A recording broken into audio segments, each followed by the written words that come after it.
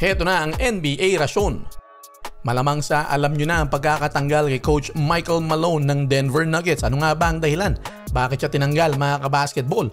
Usap-usapan ayon sa mga reports ni Shams Charania at ng iba pang mga NBA insiders na hindi magkasundo talaga itong si Michael Malone at ang kanilang GM na si Calvin Booth. Former NBA player din yan, yung kanilang GM.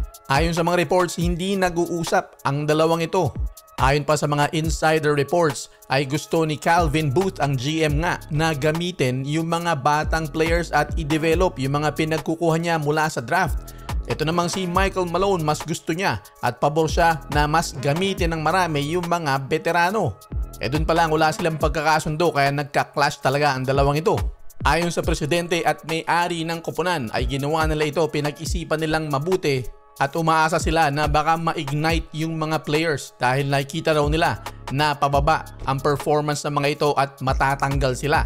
Sa madaling salita ay drastic move na ito para ma-fire up yung mga players. Si Assistant Coach David Adelman muna ang papalit bilang interim coach.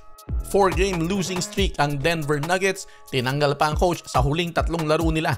Isang talo ay pwede silang mapunta sa play-in tournament pag maganda ang inilaro ng mga nasa ilalim nila. Tingnan natin kung paano magre-responde ang mga players ng Nuggets, lalo na si Nikola Jokic.